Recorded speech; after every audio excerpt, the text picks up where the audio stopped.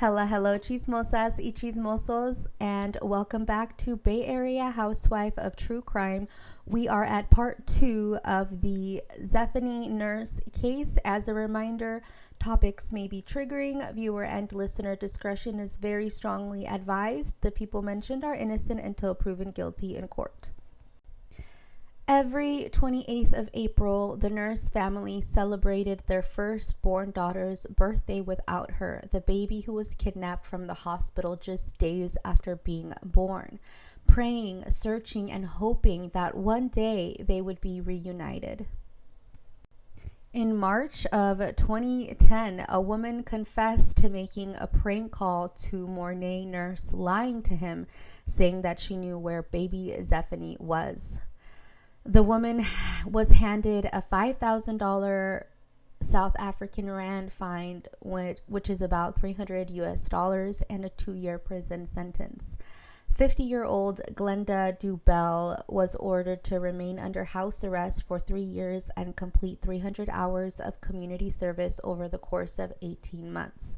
Glenda posted her 2,000 Rand bail, approximately $120 US, and pleaded guilty to attempted extortion. This bitch really tried to solicit 5,000 rands from Mornay and for his daughter's quote-unquote safe return.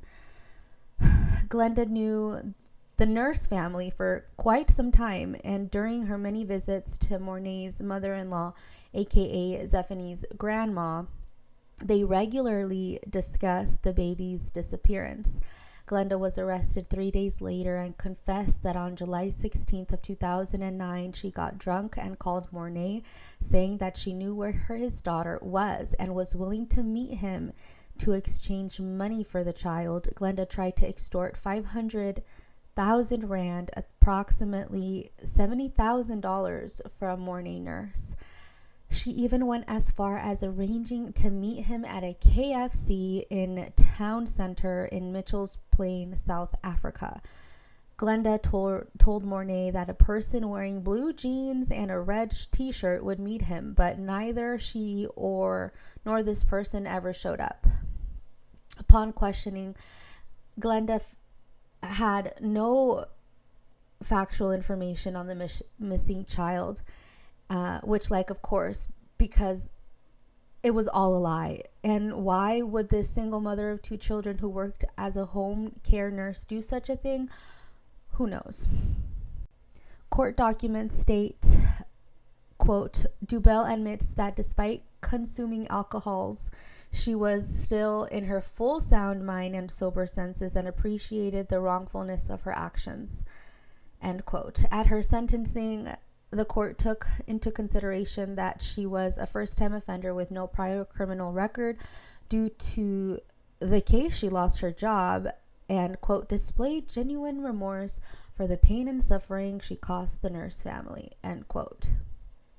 Despite several hoaxes, leads that went nowhere, and endless disappointments, the nurses never lost hope. In an August 2014 interview, Celeste said, quote, I believe she's still going to knock on our door one day. I believe she's alive and somewhere in the Western Cape. I wish her all the best, and I believe she's safe and that she has good parents who are caring for her properly, end quote. Mornay said, quote, I can tell myself that she's been taken care of and believe it. I would love to see what she looks like today, end quote. In that same interview, Mornay said that the authorities had created an age-progressed photo of what Zephany would look like at the present. And although the photo was not released to the public, Mornay said that the image looked exactly like their daughter Cassidy. Lieutenant Colonel Andre Trott said, quote, although the case had been filed as undetected, the Hawks are continuing with discreet inquiries with informants and schools, as the child may still be at a school in the Western Cape, end quote.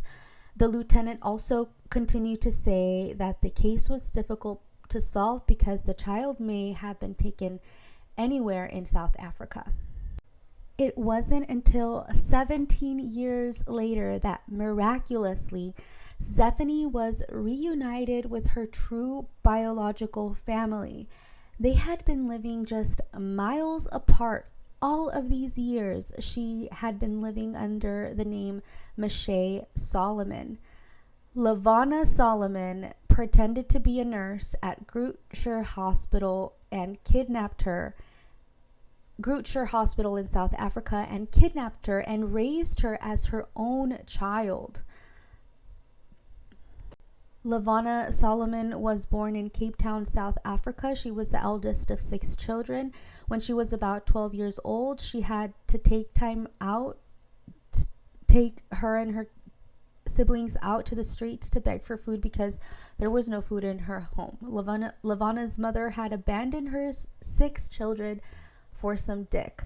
When Lavana was 16, she became pregnant and welcomed a baby girl she named Yolanda, who died at 6 weeks. Lavana came home from work one day and her family told her that her baby was dead. Lavana held her baby in her arms until the ambulance arrived. Lavana went to have a second boyfriend.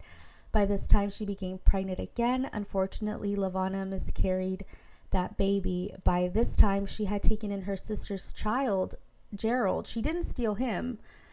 Her sister willingly gave him to her when she was unable to care for him. Gerald was a part of the family, and she broke up with that boyfriend because he was not very nice to Gerald.